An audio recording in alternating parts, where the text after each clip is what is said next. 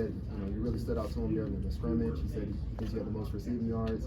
You remember your stats from that day? Like, what kind of led you to having a good performance that stood out to him? I don't really remember the stats exactly, but I feel like just my coach challenged me on yards after the catch, and I think I really proved to him that I can do that. So I think that's what really stood out to him.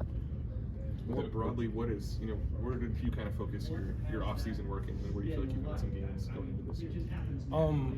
Obviously, Yak, my coach challenged me on that, and also just catching the ball and route running and details on my route running, like depth, and just looking at leverage of the defenders as well. Receiver room that's this loaded, like how do you stand out in that group? What do you have to do to break away? Like you said, there's a lot of talented guys, so it's just like working every day, keeping your head down, and just taking little details from the older guys and just putting it in your game as well. So and putting it into your own game to stand out. So yeah.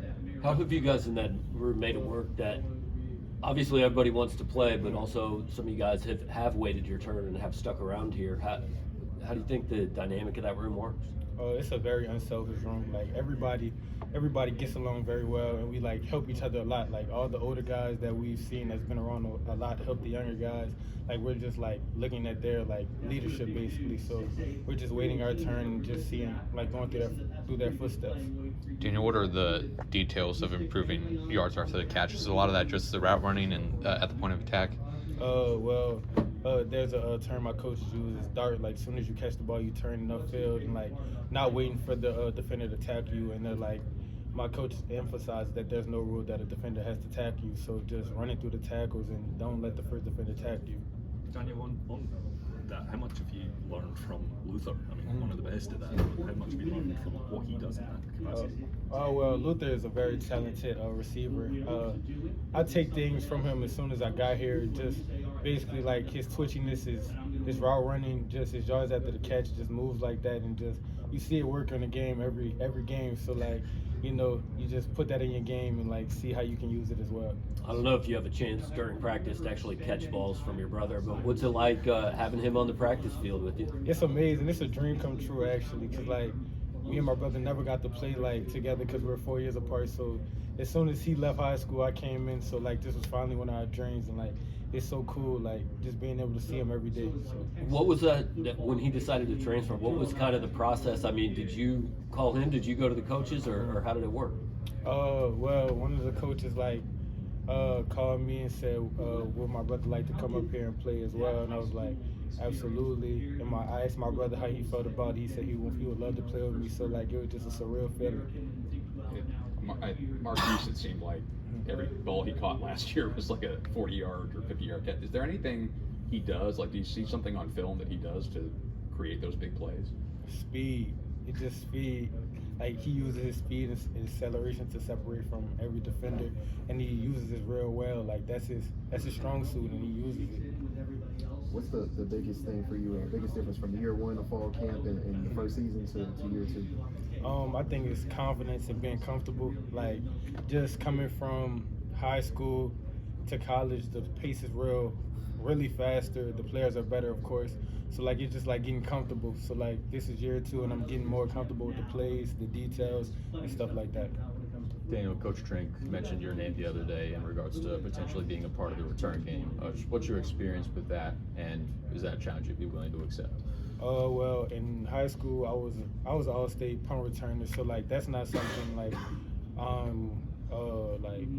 like not used to, but any way to help the team, I would be happy to play that role. So yes, sir.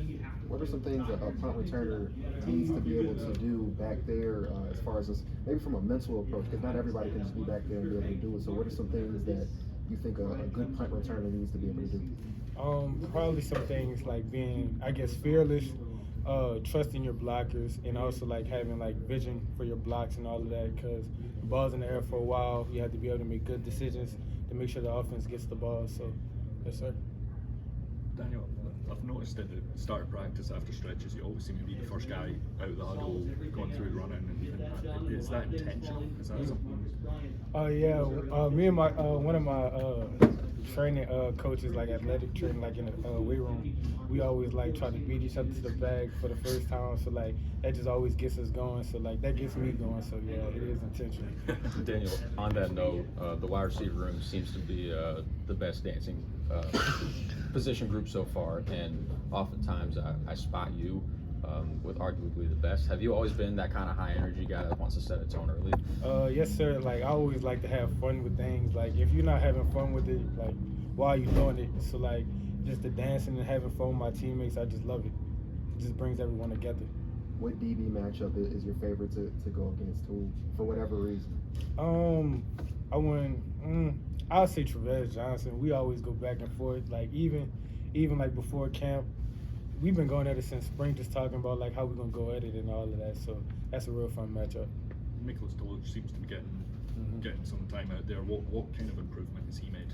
A lot of improvement. Like since high school, we came in together, so I knew in high school he was playing mostly receiver, so he switched to DB. So like seeing that improvement from switching to DB is amazing actually. Like just his patience has gotten better, his hand combat has got better. So yeah. Lastly for me, as a receiver, how would you describe your receiving style to someone who maybe hasn't seen you play? I would probably describe my receiving style as, I guess, a twitchy receiver, like catch it in space, make a defender miss, and a route runner. Daniel, outside of Mizzou receivers, is there anyone you watch that you try to take things from, whether it's at the collegiate or the professional level? Can you repeat that? Yeah, so outside of anyone on Mizzou currently, are there any other receivers you watch that you try to take things from and apply to your own game? Probably Justin Jefferson for sure.